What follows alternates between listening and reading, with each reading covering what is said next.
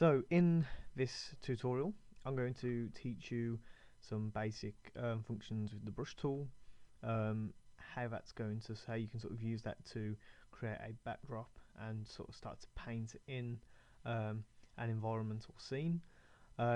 This will build on from the sort of photo manipulation skills that we did in the last last couple of lessons. So the first thing that I want you to do is, so I'm just going to remove these, is load up this file that you will find inside the Moodle page. It should be down here. Okay, frame 1 for students. And what I'd just like to go through very quickly is I've obviously planned out all of the layers for each of the panels, and I've created them individual folders. So when you're creating your own file, please remember to maintain complete control through what you are doing. So what are we going to do? So what you should have done at this point is obviously done your mind map, sort of thought about the environment that you're going to be working in or working with and want to create. And obviously, since we're doing the theme of death for a children's book, for this video I've gone through with the theme of death, and I've sort of decided to go with this sort of really sort of typical spooky nighttime environment. So what I'm going to do is work on this first panel. So when I work in folder 1 with panel 1, okay. Now I really dislike working on white. It really hurts my eyes, and when I look at it for a long period of time, they start to ache. So what's good practice is to oh, it's a bit laggy. There we go. Is to create a new layer and actually fill it in as black. Before we do that, just so we can sort of see where we're working, I'm going to select the Magic Wand tool, and I'm going to select the image. But obviously I want to select the inside of this panel, so I'm going to select the panel layer, and I'm going to select the inside there. Now we've got the marching ants going around the edge. It's perfect. I'm going to create a new layer, and I'm going to call this one Sky. Okay. And what I'm going to do is I'm going to go to Edit, and I'm going to go to Fill, and I'm going to start with 50% grey. Push OK, and that'll fill that in there for us.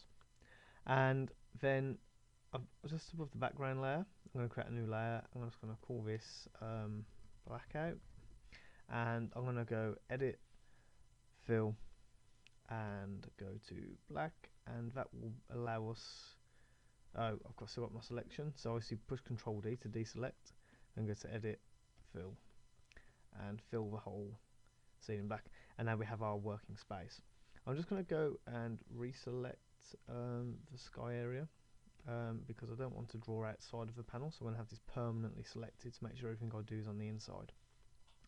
So the first thing that we're going to do on this layer is actually add in some stars. So I'm going to go over to my brush tool. Now I'm doing this with a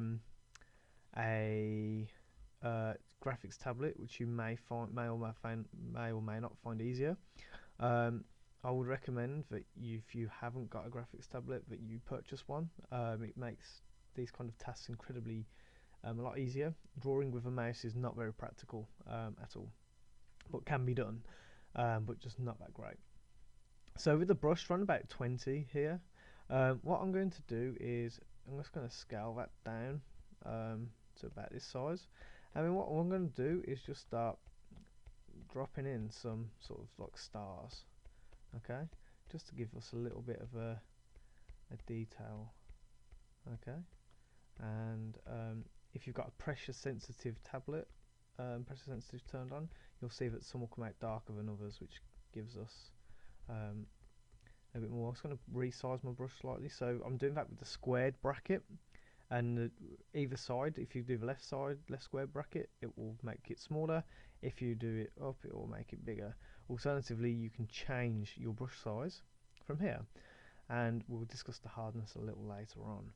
So for this, what we're going to do, and what we're going to do is, I'm quite happy with that, is now add in some mountains. And I'm going to create a new layer, and this time I'm going to rename this and call this mountains. And with my brush, I'm going to stick with the same brush. I'm going to increase its size slightly to probably, it's better if I get a visual of it as opposed to using that. So probably around sort of 80. Yeah, I think 80 can work. And I want to do a slightly darker version of this colour, but not completely black. So what I'm going to do is push Alt, which will bring up a colour picker. If I select on the scene at that point, oh, bit of a bug there, you will see that my current colour is now changed. I'm going to select this and you'll see that we're at 50% grey, and I'm just going to drag this down slightly so it's a little darker, and once I've got it sort of where I'm happy, I'm just going to start to basically block in some hills, okay, some mountains, and I'm not going to be too overly fussy with it. Again, as we sort of build up the drawing, these forms will sort of become less noticeable and less chunky and less amateurish looking, and just going to keep sort of building that, and I'm just going to build that up there, sort of bigger peak, and just going to sort of end that around there. Probably just make this bit a little bit higher and just bring that around slightly. Okay, I'm just going to a bit sharp, so I'm just going to smooth them in, and we've got a nice sort of hill set applied there. So the next sort of stage is to build the next layer in front, and for us that's going to be creating sort of our initial landscape and some trees, just to sort of offer that. And obviously with it being a horror, obviously they have no leaves on, signifying death, end of the season, whatever. So I'm going to rename this layer as foreground. I'm going for a sort of really silhouette technique here, and you'll notice that by doing this you get a really sort of cool atmosphere, sort of night sky atmosphere occurring. So same thing again, I'm going to go back to my colour picker, and this time I'm going to go slightly darker again, and I'm just going to push Control and plus, and this, or Command plus if you're using a Mac, I believe, and I'm just gonna, we'll come back and fix that bit there, and what I'm going to do is just resize my brush, and I'm going to sort of work at around 20 for this, maybe a little bit smaller when I start adding on the branches, but essentially we want our sort of tree ground line to be around here. I'm just going to draw that on. Again, it doesn't have to be perfect, we can iron that out later, and I'm just going to start to do some sort of branches for the trees. Now I think that's too big, so I'm going to Control or Command Alt and Z back a couple of steps. That's quite big, so I'm going to take my brush down to about 10, and there we go. And basically I'm just going to try and create some really sort of cool sort of tree shapes, and I think we'll add some more branches on later on. And I think the really cool thing about this is that, you know, we can just sort of create all these sort of really cool quirky tree shapes.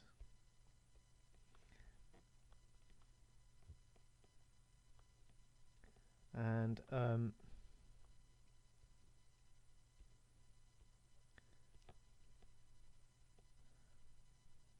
we'll just keep building those in. I'll just do a couple more. I quite like these sort of bending over trees. There's a park near to where I used to live, and the trees would just grow all in all sorts of directions. It was really cool, and I have no idea what type of tree they were, but still, it gives some really cool sort of shapes. And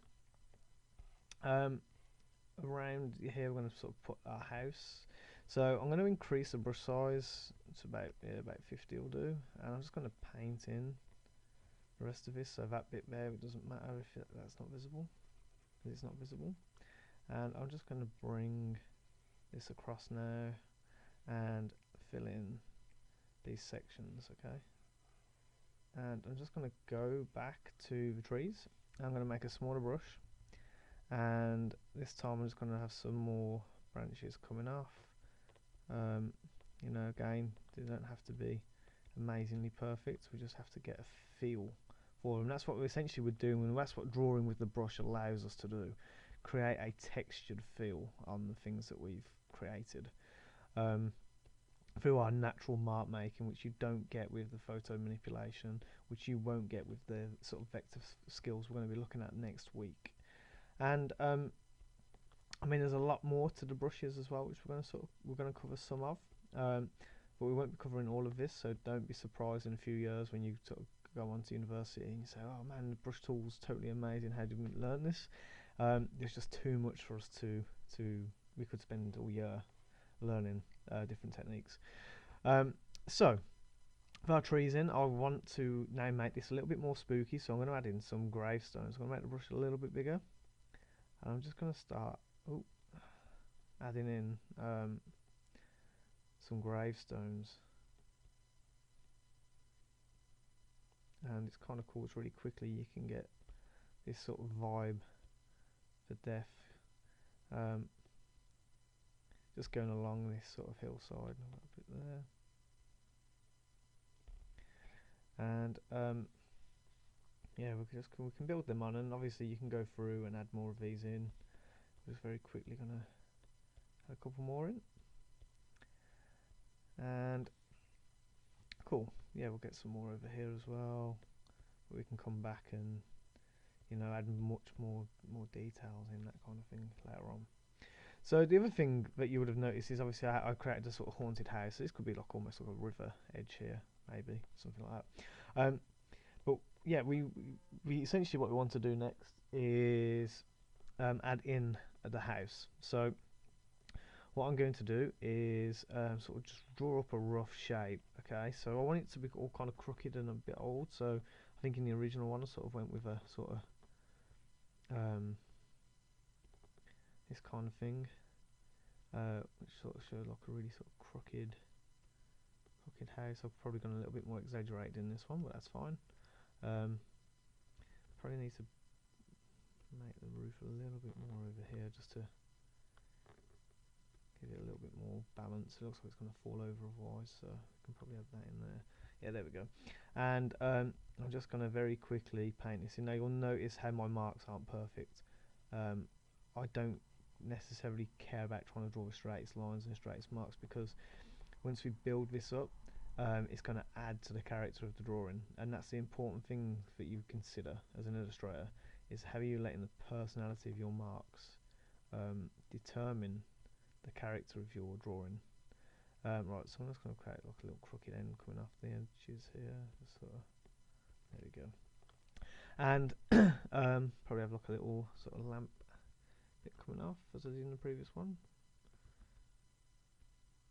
So just put that there, and yeah, cool. I'm kind of happy with that now, and I think I made like a little wishing well over here, but I'm not going to add that in this time.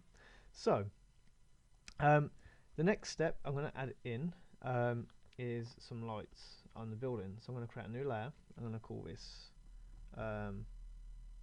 light, and I'm going to go back here and I'm going to create white. Okay, so we're using both additive and what's the word I'm looking for, deductive processes in terms of adding shading to this image. So I'm just going to sort of block out a window. Obviously that's going to be very sort of crooked as well.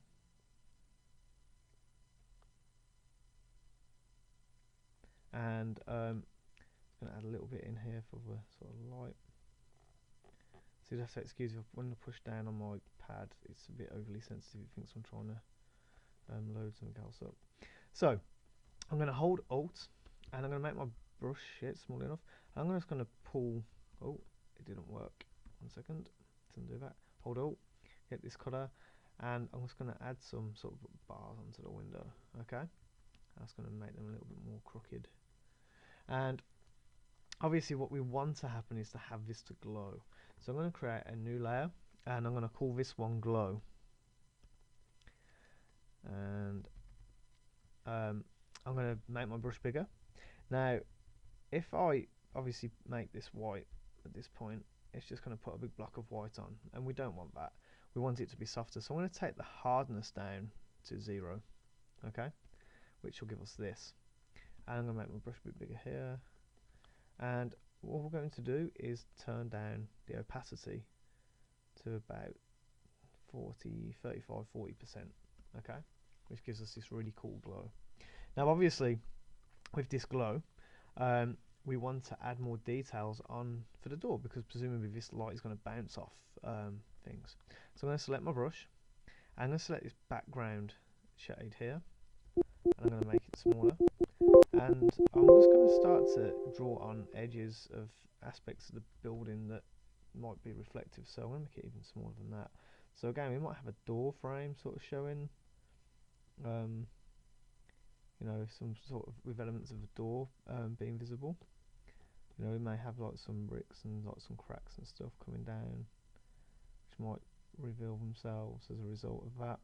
And obviously we might have the underside of the roof being visible, and we can just start to, you know, create a really sort of, you know, highlight these sort of features that may be shown as a result of that. And so just very quickly we're going to add in just some little details on the trees. So obviously you can just go through, maybe start just adding a little bit of texture, maybe do it with a slightly smaller brush, just to give it just a little bit more of just a bit more of a grain effect, which will sort of just help later on. So again, it doesn't have to be great, it doesn't have to be overly accurate, it doesn't have to be detailed. It just has to sort of evoke that feeling across the image, which is more important at this point than being anatomically or, you know, sort of factual, because obviously it's an illustration, which means we can interpret the way, you know, the things that we're drawing. And so you can go through, add some textures today. You may want to add little bits of gravestones, etc. And obviously as we sort of pull away from that, you can start to get a bit more of a feeling out for those. So the next stage then is to start thinking about the immediate foreground. So how are we leading up to this? And this is where sort of our composition is going to really sort of play, and we're going to sort of manipulate perspective. So we're going to create a new layer, so we still have panel 1 window, and this time we're going to go even darker. So we're going to get our picker tool by pushing Alt, select this colour, load up the window here, the colour picker window, and we're just going to drag this down again even further, but not completely black. And what we're going to do is increase the brush size just to about here, and I'm going to draw out a sort of line now that I want our fence to follow. So sort of like this, almost this kind of shape, this sort of curve. I'm going to build it, I think, around there, and I'm going to create another layer. I'm going to rename these in a second, and I'm just going to start adding posts. So I'm going to start small. I'm going to increase my brush size by 2 jumps each time, and obviously the space between these will get less and less sort of the further forward we go. And I realise my brush isn't hard, so I'm going to undo that. You can still see it's soft and feathered, which we don't want, so let's just undo that. Let's turn the hardness back up, and we're going to take our brush down again, and we're going to put that back in, so make it a bit smaller. That's too small, so yeah, I think that will do. And as I say, each time we're just going to increase it slightly, and obviously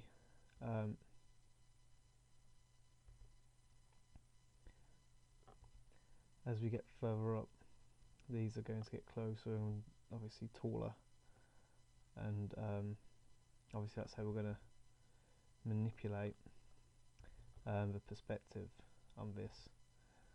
So again, oh yeah, I think that's kind of cool. And so we're going to take it back down, and again we're going to connect these up. So obviously some rope or fence type. I'm just going to increase the size of those, and they're going to make these quite wonky just to give it a bit of variation.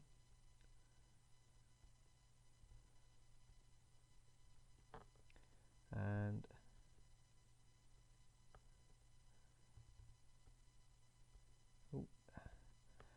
then for this one, we want to take it right out, so it's coming right through us. There we go. And obviously I'm going to do the same this side. So I'm going to call this one fence, and this one can be, I spelled that wrong, let's just try that again. And we'll just call this one fence guide. So our next stage is to just add a little bit of detail on. So again, you know, we can sort of add some, it's too thick for that distance. So again, we're just going to add some bits onto the floor to give the illusion that there are some stones and pebbles and that kind of thing dotted about on this pavement. And don't be afraid to zoom right in as well to sort of build on that, if you just want to be a bit more accurate with the drawing. And again, more oval the better really. If we push E, we can get the eraser up. Alternatively, you can select it from the menu there and you can erase. Also go back to your brush and you can just add some of those bits in. Now you may want to also add a little bit like texture, like grass in there, you know, and again, you know, you can increase the brush size as you get a bit further up. I won't go too mad with that. And you can create that illusion of depth. So this is on the layer of the guide, which is fine. So you might want to change that to grass as well. And again, this will just allow us to give that sort of sense of depth again. And obviously we do smaller strokes at the back and make them thinner, they'll appear further away. And you can go through and do that across the whole of the environment, or you may not want to. We can also add some in to the background as well, into the foreground here. And now I'll add some more in the background there. I'll show some bits coming through. And yeah, so again, very quickly you can sort of build up this image and add as many as you want in. And this is just really just playing around with the brush, using different size brushes, different level of hardness, and you know, playing about the opacity for the light. Obviously we're using what we'd normally call a sort of a tonal study, as we're working in monochrome to get a style, visual style. And obviously we can create layer masks and things like that and actually manipulate these later on. We can get an adjustment layer, and we can if we go to layer, new adjustment layer, we can change, I think if we go to hue and saturation, so just go OK, and